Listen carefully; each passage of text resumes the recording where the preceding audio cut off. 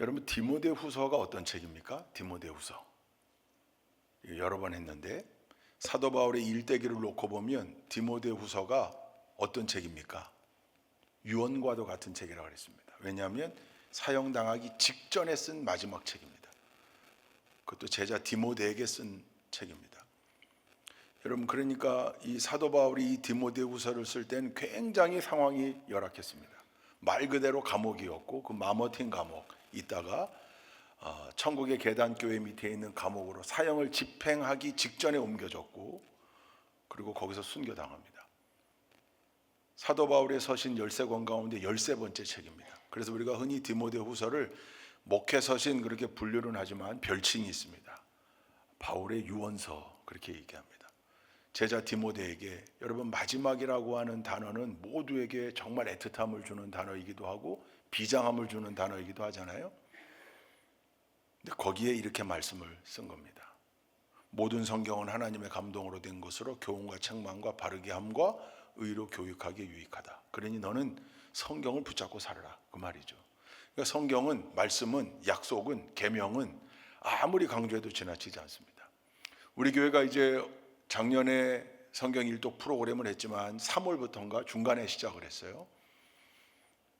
그러면서 이미 1월부터 시작한 분들은 그 프로그램과 진도에 따라 가십시오. 다만 시작하다 포기한 분들이거나 아직 시작 못하신 분들은 이걸로 한번 해보십시다. 그래서 작년에 성경 통독을 많이 하셨습니다. 근데 올해는 우리가 좀 연대기 순으로 읽어보자. 성경을 이렇게 순서대로 창세기서부터 말라기까지, 마태복음부터 요한계시록까지 이렇게 성경이 정해져 있는 순서대로 말고 한번 연대기 순으로 한번 이걸 읽어보자. 그래서 지금 연대기 순 성경 순서대로 지금 링크를 걸어서 여러분들이 통독을 하고 있습니다. 이제 교구장님들이 여러분의 진도를 보면서 때로는 문자도 주시고 전화도 여러분께 드리고 할 거예요. 권사님 3일이나 스탑돼 있습니다. 빨리 다시 시작하셔야 됩니다. 이게 너무 길게 쌓이면 포기하게 됩니다. 이런 얘기들을 작년에도 하셨겠지만 올해 더 할 겁니다. 올해는 연대기 순인데 이 연대기를 순서대로 나열하는 게 학자들마다 조금씩 차이가 있습니다. 그래서 어떤 연대기표에는 욥기가 창세기 족장시대 부근으로 올라와 있는 성경 연대기표가 있는가 하면 그러지 못한 연대기 읽기표도 있습니다. 조금씩 다르네. 시편과 사무엘하를 엮어내는 것도, 사무엘서의 말씀을 엮어내는 것도 어느 연대기표에는 이렇게 엮었는데 여기는 이게 빠져 있는 것 같은데 뭐 이렇게 비교가 될 겁니다. 근데 여러분, 그거 크게 신경 쓸 거 없습니다. 그냥 우리가 정한 대로 읽어 나가면 됩니다. 왜냐하면 조금씩 주장이 다르기 때문에 여기 붙이는 게 아마 이때 있었던 거야, 아닐 것 같은데, 그건 이런 학자들마다의 차이가 있는 겁니다. 해석의 차이일 뿐이니까, 또 그때 그 시점을 특정하는 차이일 뿐이니까 말씀의 내용하고는 아무 관계가 없습니다. 그러니까 A 안도 좋고 B 안도 좋고 C 안도 좋은데 우리는 공동체에서 God People 성경을 딱 정했으니까 그냥 그거대로 읽어 나가면 됩니다. 다만 연대기 성경, 연대기 순으로 성경을 읽자 했던 여러 사람들이 있었겠죠. 그 가운데 사실은 우리 한국에는 조병호 목사님이 진행했던 이 통성경이라고 하는 게 사실은 굉장히 큰 반응을 불러일으켰던 시도였습니다. 뭐 성경과 5대 제국, 또 통으로 성경 읽기, 뭐 이런 책을 내면서 해석하면서 읽자는 거죠. 연결하면서 읽어보자는 거죠. 그 통이 통전적 성경 읽기의 그 통입니다. 그러니까 좀 역사적 흐름을 알고, 거기에 이제 5대 지표가 있는데, 첫째는 그 통으로 성경 읽기에서 기본적으로 따졌던 5대 기준이 있습니다. 역사적 순서, 당연하겠죠. 근데 이것뿐만 아니라 지리적 상황도 같이 지도를 놓고 그때의 상황, 또 이 성경이 쓰여진 그 삶의 자리가 어디인가, 이것도 한번 기준으로 놓고 같이 한번 묶어보자. 세 번째가 문화, 당시 사람들의 생활 양식과 문화를 이해하면서 성경을 좀 읽어보자. 시점이 다르잖아요. 3000년 전, 2000년 전의 일들이니까 그때의 문화, 그때 그 성경이 쓰여질 때의 문화를 이해하는 것도 하나님 말씀을 이해하는 데 굉장히 큰 도움이 되는 거죠. 세 번째가 문화 기준이었어요. 네 번째가 뭐냐면 신학적. 여러분, 성경을 읽을 때 성경은 과거 완료의 책이 아니라고 그랬습니다. 만약에 성경이 과거 완료의 책으로 끝난다면 그냥 역사책이겠죠. 근데 이건 이스라엘의 역사로 끝나는 책이 아니잖아요. 그래서 늘 최소한 두 가지 렌즈를 가지고 성경을 읽어야 된다. 하나는 이스라엘의 역사적 관점에서 이 성경을 이해하며 읽어야 되고, 또 하나는 더 큰 관점이죠. 하나님의 구속사적인 관점에서 성경을 읽고 해석해야 됩니다. 그러니까 이스라엘의 역사의 관점이라면 과거 완료일 텐데, 하나님의 구속사적 관점으로 들어오면 얘기가 달라집니다. 그 일이, 그 사건이 지금 계속 반복되고 있는 거죠. 하나님의 사람들을 통하여. 하나님은 지금도 계속 하나님의 사람과 함께 그 일을 행하고 계시고, 하나님은 계속 그 하나님의 사람을 통해 일하고 계시는 거죠. 할렐루야. 그래서 성경은 참 신비한 책이고 묘한 책이고 성령의 감동으로 되어 있는 것이기 때문에 성령 충만한 상태에서 읽으면요, 정말 꿀송이 같은 말이 되고, 그게 아닌 상태에서 장수 채우려고 읽으면 도대체 진도가 안 나가고, 이게 도대체 무슨 말인지 이게 분명히 한국말 같긴 한데 아마 경험하셨을 거예요. 그럼에도 말씀을 이해하고자 하는 사모하는 마음이 있으면 그때마다 하나님이 말씀의 참맛을 볼 수 있게끔 경험케 하시는데, 그게 이제 무릎을 쳐가면서 계속 성경 읽기에 동인이 되는 거죠. 근데 그 성경 읽기의 묘미에 빠지려면 좀 통시적으로 성경 배경 역사를 볼 필요가 있겠다. 그 한 부분을 붙잡고 우리가 연대기순으로 성경을 읽자고 이번에 제안했고, 그 순서대로 한번 읽어보는 겁니다. 여러분 한번 생각해 보세요. 성경을 쭉 연대기순으로 읽어나갈 때 이해가 훨씬 더 빠르겠죠. 그 대표적인 게, 여러분, 역사서하고 선지서 또는 서신서 또는 시가서, 이런 것을 딱 연결해 놓는 거예요. 대표적인 게요, 여러분, 사무엘상이면 성경 분류상 역사서죠. 누구의 역사인가요? 사무엘상은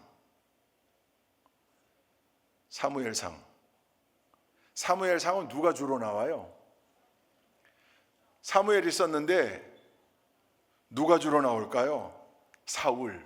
그러니까 사무엘 때 했던 제일 큰 일이 뭐죠? 사무엘 선지자가 했던 큰 일, 왕을 세울 거예요. 그 왕이 누굽니까?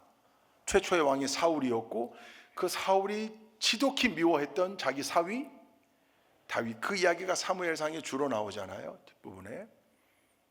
그 사무엘상에 보면 그래서 다윗이 겪었던 일들이 기록되어 있는데, 다윗은 그때마다 뭐를 썼죠? 시편을 썼어요. 여러분, 이걸로 들어가기 전에 기본을 먼저 하고 다시 한번 반복해 볼까요? 구약은 몇 권이라고 그랬죠? 구약은 몇 권이에요? 이게 너무 기초적인 건데 기분 나쁘죠? 신약은요? 그냥 구약 개수만 외워두면 다 해결돼요. 3, 9? 그래서 그냥 66권인데, 제가 전에 한번 말씀드렸죠. 천주교의 공동번역에는 신약은 똑같이 27권인데 구약이 39권이 아니더라. 구약이 46권, 7개가 더 있더라. 7개가. 그래서 우리 교회도 캐톨릭을 예전에 다녔던 분들이 있는데, 그런 의문을 가지고 있다가 의문조차도 잊어버렸던 분이 이 얘기를 듣고 맞다, 그때 내가 이거 궁금해했었는데 답을 못 찾았는데. 여러분, 왜 그럴까요? 이 말씀을 여러분께 드렸었는데 제가 기억이 잘 안 나는데, 구약 성경이 확정된 회의가 있고 신약 성경이 확정된 회의가 있습니다. 이 두 개는 아마 우리 신천 장로님들 고시 문제에 이런 문제들이 나와요. 지방에서 보는 장로 고시에. 우리 장로님들 아마 고시 공부하면서 이거 공부하셨을 텐데, AD 90년에 얌니아 종교회의가 있었습니다. 얌니아 회의. 들어보셨? 못했군요. 다들 표정이. 혹시 카르타고 종교회의는요? 카르타고. 그건 AD 397년에. 여러분, 얌니아 종교회의는 AD 90년에 구약 39권을 정경으로 채택하고요. 카르타고 종교회의 397년에 카르타고 종교회의는 신약 27권을 정경으로 채택했다. 대개 이제 이렇게 외우고 있어요. 근데 요거보다 한 단계 더 들어가야 돼요. 왜냐하면 얌리아 종교회의는 기독교 종교회의가 아니었어요.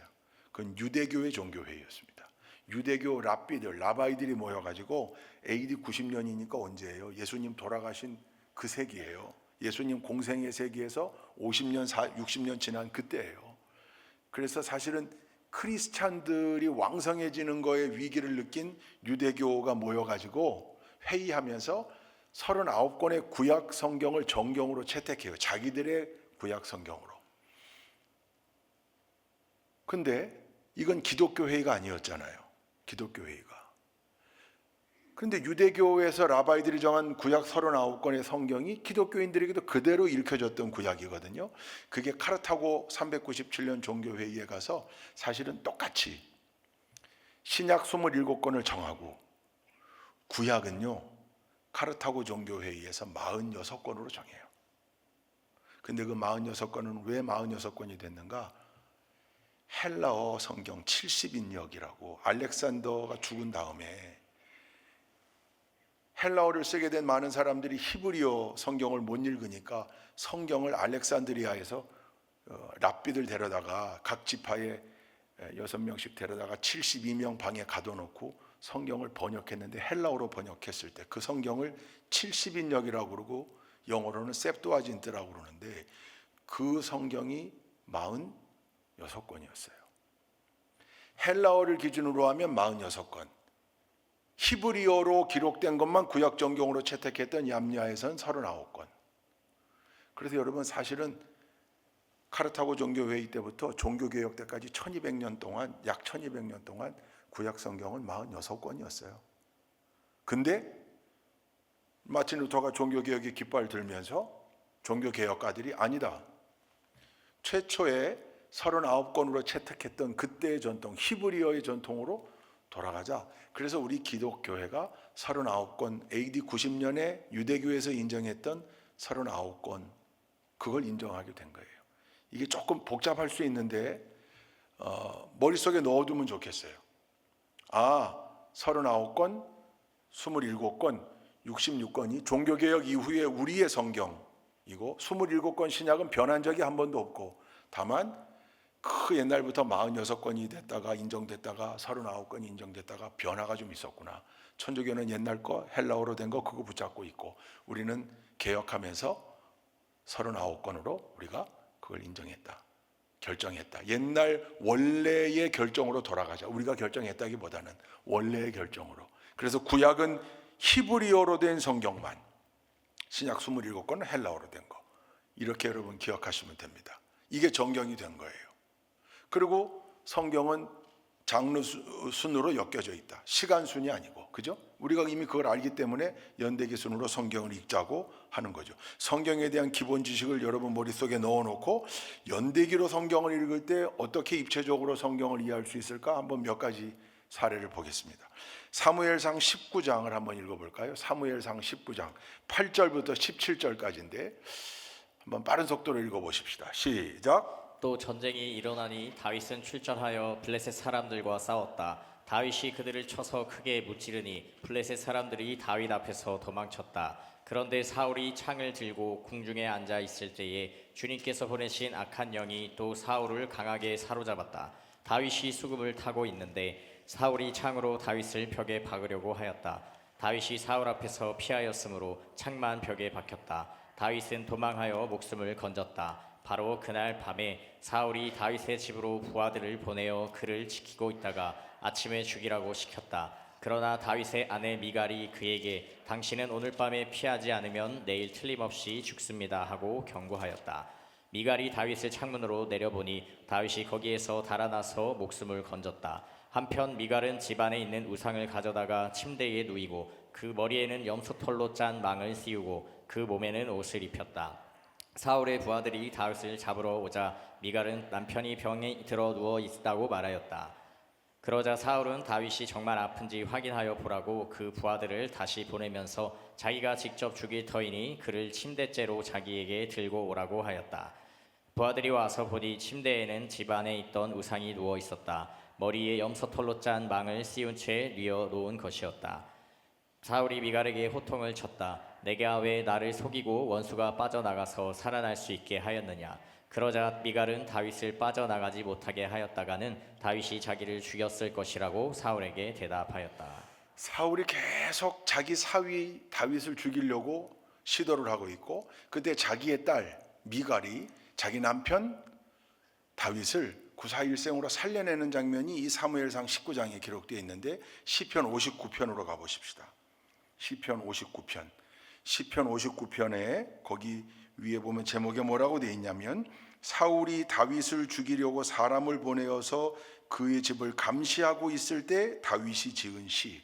그러니까 사무엘상 19장 우리가 읽은 거에 보면 사울이 자기 장인어른 사울이 자기를 죽이려고 이렇게 사람을 보내고 했던 이때 이 시점에 다윗이 지었던 시편이 59편이라는 거예요. 59편 한번 읽어보십시다. 59편 시작. 나의 하나님, 내 원수들에게서 나를 구원해 주시고 나를 치려고 일어서는 자들에게서 나를 지켜 주십시오. 악을 지어내는 자들로부터 나를 구해 주시고 피 흘리기 좋아하는 자들에게서 나를 건져 주십시오. 거기까지만 읽읍시다. 59편 길거든요. 이 내용이 절절하죠. 사무엘상에는 그 다윗의 마음이 다 녹아져 있질 못해요. 다윗은 그냥 구사일생으로 살아났어요. 미갈 덕분에. 근데 그때 그 시점에 다윗의 절절한 마음을 시편 59편을 통해 그대로 우리가 엿볼 수가 있습니다. 그래서 사무엘상 19장을 읽은 다음에 바로 시편 59편으로 가서 이 성경을 읽으면, 야, 이때 다윗은 이런 기도를 했었구나. 그 위기 가운데 이런 기도를 했고, 하나님은 그 아내 미갈의 손을 통하여 구사일생으로 살아나게 하나님이 지켜주셨구나. 이걸 연결해서 읽어볼 수가 있는 거죠. 할렐루야. 이 통으로 읽는, 이 연대기로 읽는 성경의 묘미가 여기 있습니다. 근데 이런 사례가 굉장히 많아요. 사무엘상 21장도 한번 볼까요? 사무엘상 21장 10절부터 15절까지 한번 읽어보십시다. 10절부터 15절 시작. 다윗이 거기를 떠나 그날로 사울에게서 도망하여 가드왕 아기스에게로 갔다.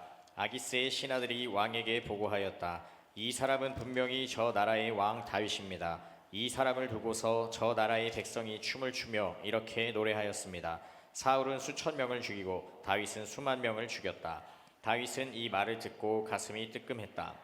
그는 가드왕 아기스 옆에 있는 것도 안전하지 못하다는 생각이 들었다. 그래서 그는 그들이 보는 앞에서는 미친 척을 하였다. 그들에게 잡혀 있는 동안 그는 미친 사람처럼 행동하여 성문 문짝 위에 아무렇게나 글자를 긁적거리기도 하고 수염에 침을 질질 흘리기도 하였다. 그러자 아기스가 신하들에게 소리쳤다. 아니, 미친 녀석이 아니냐? 왜 저런 자를 나에게 끌어왔느냐?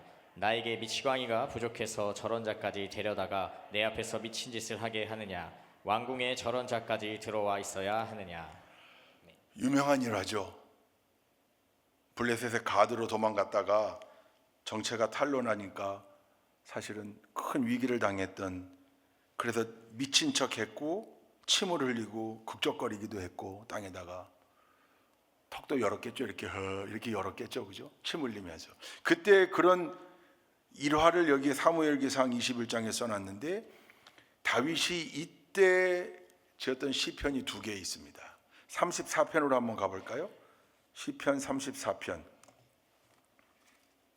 시편 34편을 한번 읽어보십시다. 시작. 내가 주님을 늘 찬양할 것이니 주님을 찬양하는 노랫소리 내 입에서 그치지 않을 것이다. 나 오직 주님만을 자랑할 것이니 비천한 사람들아 듣고서 기뻐하여라. 나와 함께 주님을 높이자. 모두 함께 그 이름을 기리자. 내가 주님을 간절히 찾았더니 주님께서 나에게 응답하시고 내 모든 두려움에서 나를 건져내셨다. 네, 거기까지 읽고 그 뒤에 한번 보면 34편의 유명한 말씀이 거기 나오죠. 8절 말씀 함께 7절 8절입니다. 7절 8절 시작. 주님의 천사가 주님을 경외하는 사람을 둘러 진을 치고 그들을 건져주신다. 너희는 주님의 신실하심을 깨달아라. 주님을 피난처로 삼는 사람은 큰 복을 받는다. 미친 채하고 쫓겨나온 이후에 다윗이 지은 시라고 돼 있어요. 그러니까 그렇게 나와서 그 위기를 모면할 수 있었던 기지와 지혜를 주신 게 하나님이다, 그렇게 고백하며 부른 시입니다. 34편뿐만 아니라 56편으로 한번 가보시죠. 56편. 시편 56편. 여기는 뭐라고 되어 있냐면, 블레셋 사람이 가드에서 다윗을 붙잡았을 때 다윗이 지은 시다, 그렇게 되어 있어요. 한번 읽어보십시다. 시작. 하나님, 나를 불쌍히 여겨 주십시오. 사람들이 나를 짓밟습니다. 온종일 나를 공격하며 억누릅니다. 나를 비난하는 원수들이 온종일 나를 짓밟고 거칠게 나를 공격하는 자들이 참으로 많아지고 있습니다. 오 전능하신 하나님, 두려움이 온통 나를 휩싸는 날에도 나는 오히려 주님을 의지합니다. 거기까지만요. 이 시편 56편 전체가 다 그때 하나님 의지하며 사실은 본인 살려달라고 간구하는 시가 있습니다.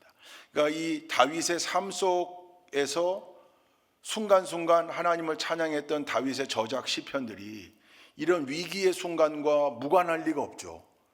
자기 삶에 겪었던 특징적인 사건들인데, 그러니까 그 사건을 겪고 난 다음에 불렀던 시편도 있고, 절박하게 그 순간에 하나님을 찾고 하나님의 도움을 구했던 시편이 있습니다. 이것 말고도 사무엘상 22장 또 24장과 연결되어 있는 시편 57편 142편, 이거 다윗이 도망 다니다가 아둘람 굴로 들어갔을 때 하나님이 그 아둘람 동굴에 사람들을 보내잖아요. 불황자들, 억압당했던 사람들을 보냈다고 성경에 나와 있어요. 즉 동일한 신세의 사람들, 그리고 핍박받던 사람들이 다윗에게 몰려오는데 400명이 넘는 아둘람 공동체가 생겨나고, 또 엔게디 동굴에 가서 생활하던 장면이 24장에도 나오거든요. 이게 시편 57편 142편의 저작이 그때입니다. 아둘람 동굴에서 여러분 혼자인데 희망도 없고 왕을 피해 도망 다니는데 언제까지 도망이 될 수 있을지 막막하던 시절에 외롭지 않게 하나님이 사람들을 보내주시는데 처음으로 온 사람들이 무려 400명이나 되었다. 훗날 600명이 돼서 그 600명을 우리가 부를 때 아둘람 공동체라고 부르잖아요. 하나님이 그렇게 사람들을 보내어 줬으니 여러분 얼마나 감사했겠습니까? 그때 당시에 불렀던 시편들이 57편, 140편 이렇게 나와 있어요. 또 이건 한번 읽어볼까요? 사무엘상 22장 6절에서 10절 한번 보십시다. 22장 6절에서 10절 시작. 하루는 사울이 기브와 산등성이의 에셀 나무 아래에서 창을 들고 앉아 있었다. 그의 신하들은 모두 그의 곁에 둘러서 있었다. 거기에서 사울은 다윗이 부하들을 거느리고 나타났다는 말을 들었다. 사울이 둘러서 있는 신하들에게 호통을 쳤다. 이 베냐민 사람들아, 똑똑히 들어라. 이새의 아들이 너희 모두에게 밭과 포도원을 나누어 주고 너희를 모두 천부장이나 백부장으로 삼을 줄 아느냐? 그래서 너희가 모두 나를 뒤엎으려고 음모를 꾸몄더냐? 내 아들이 이새의 아들과 맹약하였을 때에도 그것을 나에게 귀뜸해 준 자가 하나도 없었다. 또 내 아들이 오늘 나의 신하 하나를 부추겨서 나를 죽이려고 매복시켰는데도 너희들 가운데는 나를 염려하여 그것을 나에게 미리 귀뜸해 준 자가 하나도 없었다. 바로 그때에 사울의 신하들 가운데 끼어 있던 에돔 사람 도액이 나서서 보고하였다. 제가 이새의 아들을 보았습니다. 그가 노브로 와서 아히룹의 아들 아히멜렉과 만날 때였습니다. 그때에 아비멜렉이 다윗이 해야 할 일을 주님께 여쭈어 보고 나서 그에게 먹을 것을 주고 블레셋 사람 골리앗의 칼도 주었습니다. 그러자 왕은 여기까지. 요 사건이 무슨 사건입니까? 에돔 사람 이름도 어감이 좋지 않아요, 그죠? 도액입니다. 도액. 이 도액이 아히멜렉이 도왔던 일을 사울에게 일러 바치고 고발하는 바람에 85명의 제사장들이 죽음을 당합니다. 비극적인 사건이죠. 그때 지었던 시편이 52편이에요. 52편 2절부터 읽을까요? 2절부터 4절까지만. 시작. 너 속임수의 명수야. 너는 혀는 날카로운 칼날처럼 해로운 일만 꾸미는구나. 너는 착한 일보다 악한 일을 더 즐기고 옳은 말보다 거짓말을 더 사랑하는구나. 너 간사한 인간아, 너는 남을 해치는 말이라면 무슨 말이든지 좋아하는구나. 여러분 시편이 매력적인 이유가요, 이 성경에 아름다운 고백, 찬양, 기도, 간구만 있는 게 아니고요, 이런 말씀들이 있어요. 다윗의 아주 진솔한 내용이 여기 들어가 있는 것도 시편 안에 있는 거죠. 우리가 삶 속에서 사실 이런 일들을 겪기도 하고 분노를 품기도 하고 그러잖아요. 물론 궁극적으로는 결국은 다윗의 삶 모든 것을 주관하셨던 하나님을 찬양하고 하나님을 높이는 것이지만, 그러나 그 과정 속에 보면 다윗도 우리와 똑같은 성정을 가진 인간이었고, 다윗이 위기 가운데 늘 하나님께 기도하고 간구했지만 사람으로부터 배신당하고 또 사람이 악한 일을 했을 땐 이렇게 분노했던, 저주도 퍼부었던 일이 시편에 나와요. 근데 이게 사무엘상에 기록되어 있는 사건과 다 연결된다고요. 그래서 이걸 함께 읽는 거예요. 여러분, 사무엘서와 시편, 다윗의 시편과 사무엘서가 연결될 뿐만 아니라 예언자들의 예언과 뭐가 연결될까요? 이스라엘의 멸망. 그러니까 이스라엘이 멸망당할 때 활동했던 예언자들, 그러니까 이스라엘의 멸망의 일들이 주로 이제 열왕기서를 기준으로 보면 열왕기 하에 북이스라엘이 먼저 멸망당하고 그 다음에 남유다가 멸망하잖아요. 열왕기하 17장에 보면 북이스라엘의 멸망이 있고 열왕기하 25장에 보면 남유다의 멸망이 있어요. 여러분, 숫자를 기억하라고 그랬는데 북이스라엘은 BC? 괜찮아요. 자꾸 하면 되니까. BC 722년. 이걸 외워도 돼요. 722. 그게 멸망당한 해예요. 어느 나라에? 아수르. 이거 외워둬야 돼요. 북이스라엘은 어디에? 아수르에. 여러분, 이 성경의 무대가 된 그 땅 주변 제국, 그래서 조병호 목사가 5대 제국을 쓴 이유가 애굽을 빼더라도 그 뒤로 계속되어지는 바벨론, 페르시아, 헬라, 로마, 이게 전부 그러니까 아수르부터 전부 성경과 연결되어 있는 제국들이거든요. 그리고 역사를 알아야 되니까 이 북이스라엘이 어느 나라에 멸망당했는지 정도는 알고 있어야 돼요. 북이스라엘이 아수르에. 한 걸음 더 나가서 연도까지 알면 BC 722. 한 걸음만 더 나가면 그때 수도가 4까지 나왔는데 네 글자. 사마리아. 그래서 사마리아 사람들이 생겨난 거잖아요. 그러면 남유다는요? 남유다는 누구에게 멸망당했어요? 바벨론에게. 몇 년도예요? BC 586년, 586. 그때 수도는? 그렇죠. 너무도 당연하게 어디예요? 예루살렘. 요거는 외워둬야 돼요. 그래야 이거 성경, 구약 성경을 이해할 때도 도움이 돼요. 지금까지 한 10번 정도밖에 안 했어요. 그러니까 계속 하면 돼요. 그냥 반복하다 보면. 한 번만 더 하면 북이스라엘은 어느 나라에? 아수르에. 몇 년도에? BC 722년에. 그때 당시 수도가? 왜 그때 당시 수도라고 말하냐면 처음에는 거기가 아니었거든요. 세겜의 수도를 정했다가 디르사로 갔다가 뭐 왔다 갔다 했어요. 그러다가 마지막이 사마리아였어요. 남유다는 수도가 바뀐 적이 없어요. 처음부터 끝까지 어디? 예루살렘. 어느 나라에 멸망당했어요? 바벨론에. 몇 년도에? 옛날에 컴퓨터 성능 따질 때 386, 486, 586 그랬잖아요. 586이에요. 586. 여러분, 거기에 열왕기하 17장, 25장에 딱 사건이 기록되어 있는데 요 열왕기 17장 북이스라엘이 멸망당했던 장면을 읽고 난 다음에 선지서 어디로 가면 좋을까요? 호세아서로 가면 좋습니다. 호세아는 북이스라엘을 무대로 활동했던 선지자라 그때의 일들을, 멸망당할 즈음의 일들을 호세아서가 기록하고 있고 그때 막 경고했던 장면이 거기 나와요. 남유다가 멸망했던 열왕기하 25장을 읽은 다음엔 어느 선지서로 가면 좋을까요? 예레미야 애가. 예레미야도 좋고 이사야도 좋은데 예레미야 애가. 왜? 나라가 멸망한 이후에 예레미야가 눈물로 썼던 성경이 거기 기록되어 있거든요. 그러니까 열왕기서를 읽으면서는 선지서하고 계속 연결이 되는 거예요.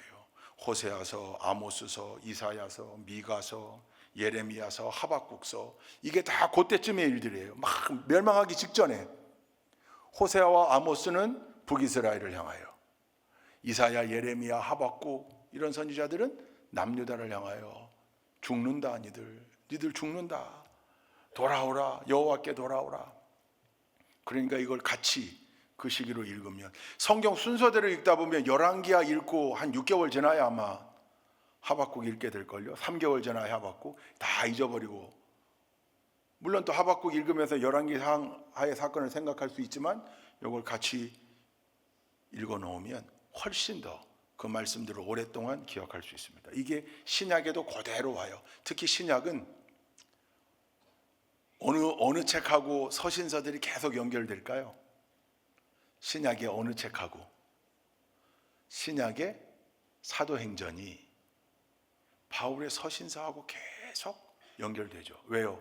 아, 요때 요걸 썼구나. 1차 선교 여행 끝마친 다음에 제일 처음으로 쓴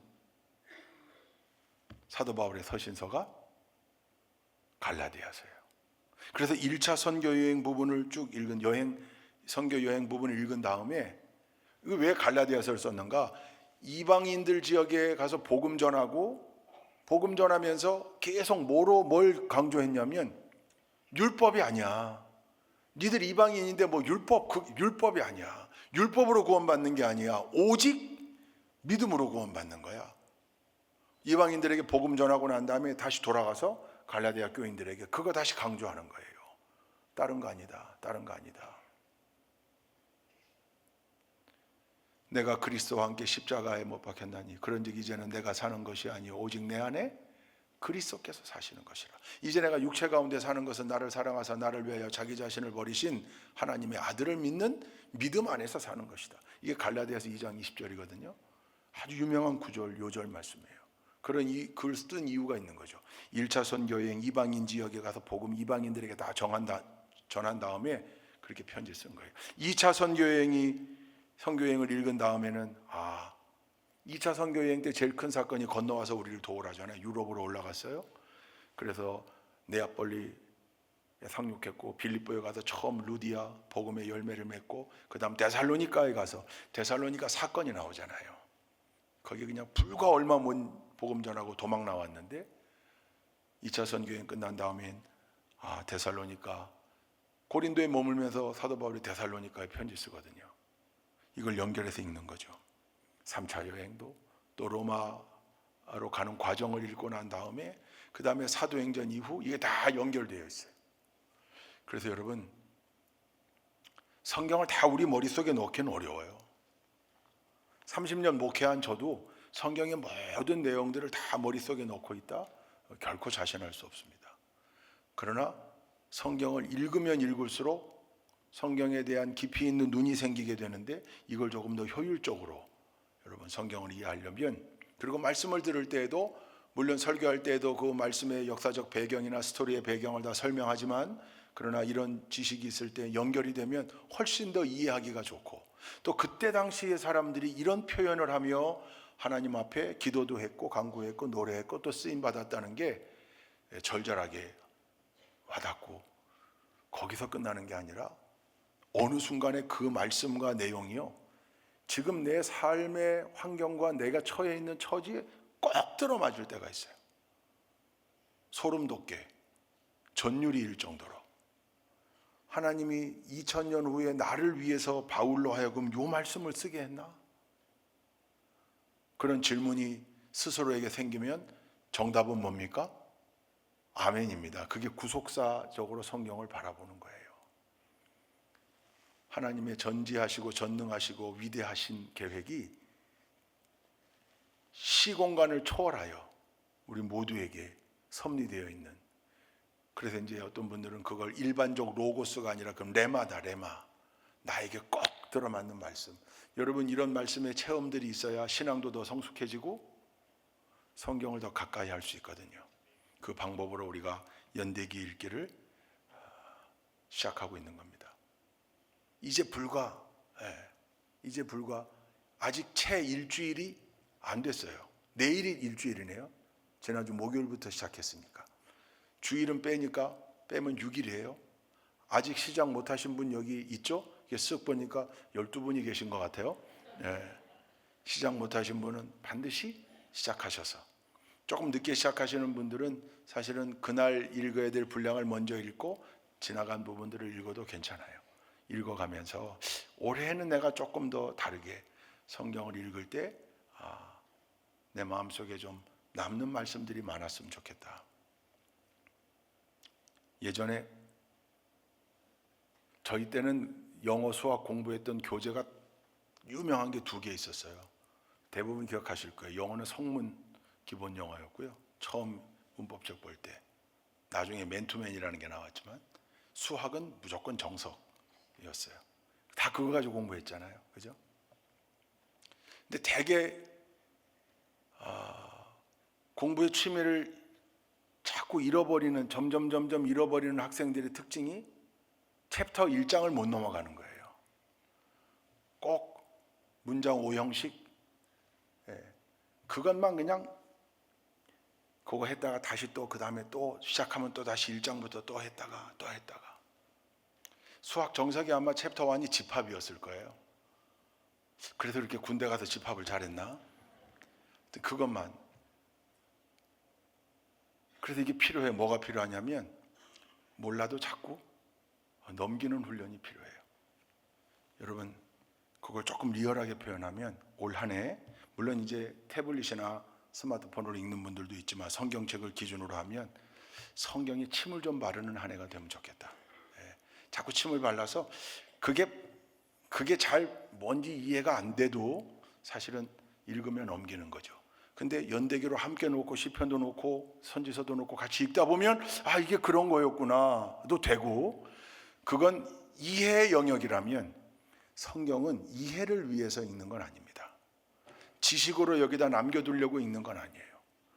거기에 드러난 하나님의 말씀과 약속과 하나님의 일하심과 역사하심이 내 가슴을 움직이고 내 가슴을 때릴 때 그때 그 말씀이 능력이 됩니다.